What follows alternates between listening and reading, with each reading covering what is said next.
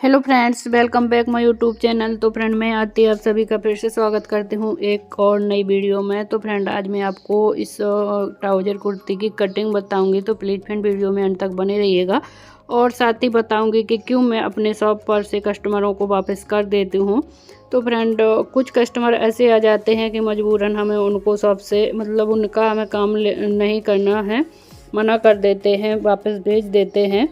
तो फ्रेंड, इधर आप देख सकते हो, इधर हम कर रहे हैं कुर्ती की कटिंग। तो आज हम आपको कुर्ती और ट्राउज़र की कटिंग करके बताएंगे और पॉकेट वाला ये हम ट्राउज़र बनाएंगे।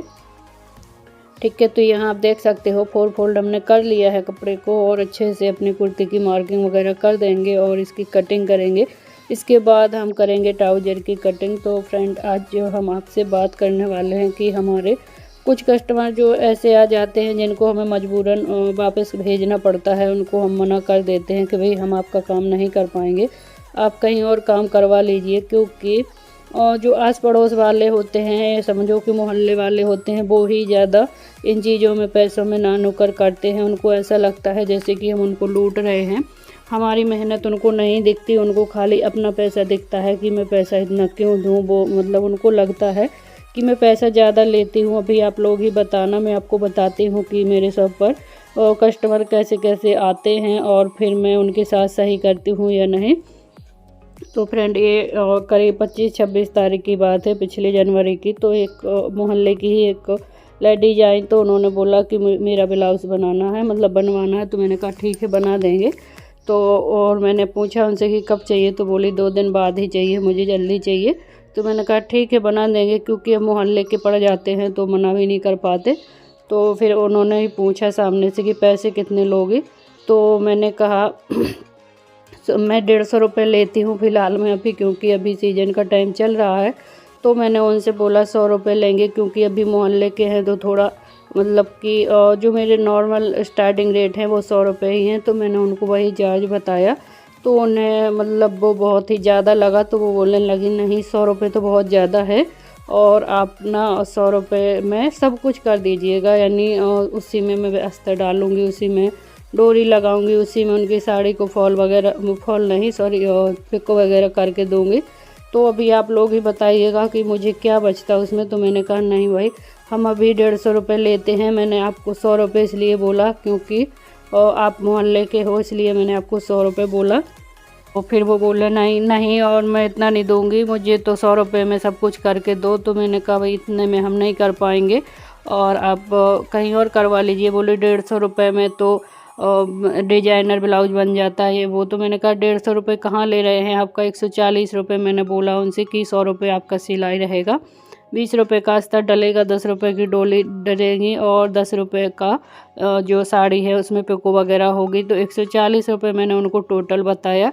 उसमें उनको ऐसा लगा कि मैं बोली सीधा सामने से कि और 150 रुपये में तो मेरा डिजाइनर ब्लाउज बन जाएगा। तो मैंने कहा 150 रुपये कहाँ ले रहे हैं, हम आपसे 100 रुपये बोला, बाकी का तो जो पैसा मैंने बताया वो मटेरियल का है, अलग काम का है। तो फिर मैंने बोला ठीक है, आपको जहाँ मतलब 100 रुपये में आपका सारा काम कर दे, जो वहाँ करवा लेना। तो फिर मैंने उनको मना कर दिया। अभी आप लोग बताइएगा कि 100 रुपये में यदि मैं उनका विद मटेरियल ब्लाउज बनाती तो फिर मुझे क्या बचता, मुझे 50-60 रुपये ही बचते। तो इतना तो मैं नहीं कर पाती, तो मैंने उनको मना कर दिया। तो क्या हुआ उस दिन कि वहीं पर एक मतलब मोहल्ले की ही एक महिला और थी, तो उन्होंने कहा मुझसे बोलने लगी, आरती तुमको ना मोहल्ले की बैठनी चाहिए, ये वो। तो मुझे थोड़ा सा वो ज्ञान देने लगी। तो मैंने कहा अच्छा दीदी, आप सही बोल रहे हो, ये तो आपने बिल्कुल सही कहा कि मोहल्ले का मतलब थोड़ा लिहाज करना चाहिए, मोहल्ले की खातिर हमें 10-20 रुपये कम लेना चाहिए। तो सही कहा आपने, पर आप मेरी पहले पूरा बात सुनिए, फिर बताइएगा कि मैंने मोहल्ले का उनको वो किया कि नहीं किया। तो फिर मैंने उनको बताया, देखो दीदी, अभी मैं 150 रुपये लेती हूँ सभी का, और मेरे पास ढेरों सिलाई पड़ी है, और अभी बाजू वालों से भी आप पूछ सकती हो, वो भी वहीं पर बैठी थी। मैंने कहा उनसे भी आप पूछ सकती हो। तो वो देखती है मेरे को यहाँ 9 बज जाते हैं, 10 भी बज जाते हैं, रात में इतना मेहनत से काम करते हैं, और 150 रुपये भी हम चार्ज लेते हैं सिलाई का, और उनको मैंने 100 रुपये बोला। अभी आप बताओ कि मैंने मोहल्ले का कुछ लिहाज किया कि नहीं किया। तो फिर बोली हाँ ये तो सही है, और और फिर तो वो गलत है। मैंने कहा यही होता है जब लोग समझते नहीं, अच्छे से चीज़ों को सुनते नहीं और कुछ भी बोल देते हैं, तो फिर उनको मैंने मना कर दिया। और उसके बाद अभी कल की ही बात है, कस्टमर और आई मेरे शॉप पर, तो वो लेकर आई थी और 2 साया लेकर आई थी और बोली कि मेरे साया में सिलाई डालना है। तो मैंने कहा ठीक है।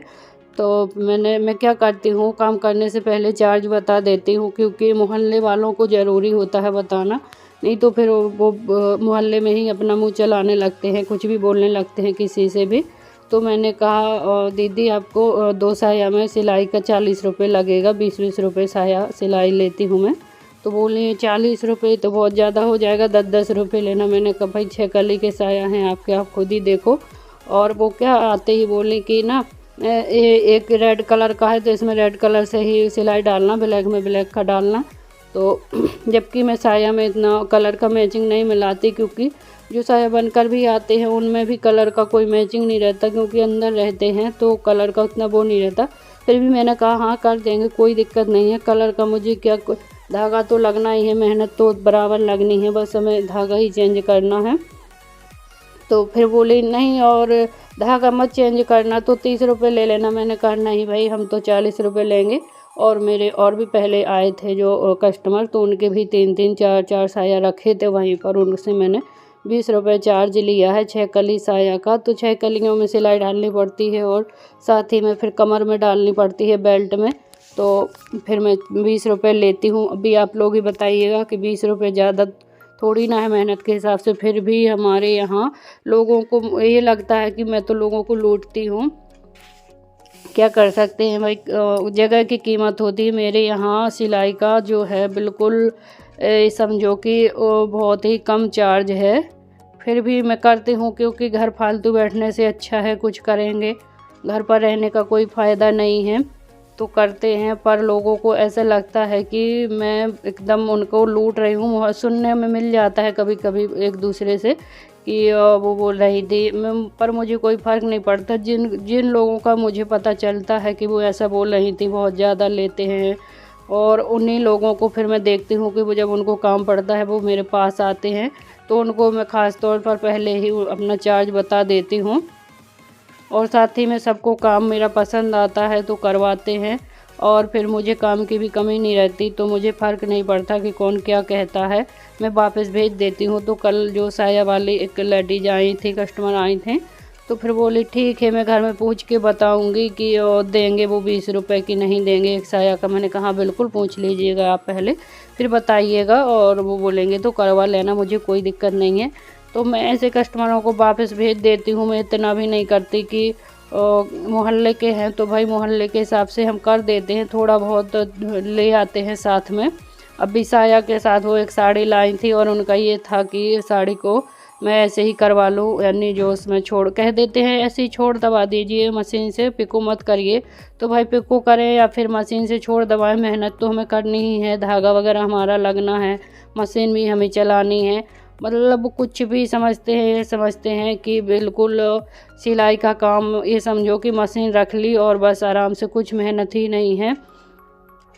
कस्टमर का भी बहुत अजीब रहता है, बहुत तरह तरह के कस्टमर आते हैं, पर जो लोग काम करते हैं इस तरीके के, वो सभी तरह के कस्टमरों को समझ जाते हैं और उनको फिर आदत हो जाती है सभी तरह के कस्टमरों को किस तरीके से डील करना है। तो मैं मोहल्ले वाले कस्टमरों को बहुत ही कम पसंद करती हूँ। मैं भी नहीं चाहती कि मोहल्ले वाले कस्टमर आएँ, क्योंकि मोहल्ले वालों को हम पहले ही उस हिसाब से उनका काम करते हैं, उनको चार्ज बताते हैं, फिर भी उनका जो बोलना कहना होता है कि मतलब बहुत ही अलग होते हैं। तो मैं मोहल्ले के कस्टमर को बहुत ही कम पसंद करती हूँ, और बहुत ही गिने चुने हमारे मोहल्ले के कस्टमर हैं जो बहुत अच्छे हैं, और उनको पैसे में कोई दिक्कत नहीं होता है। वो समझते हैं, समझदार जो होते हैं वो समझते हैं कि भाई मेहनत होती है सिलाई में, ऐसा नहीं है।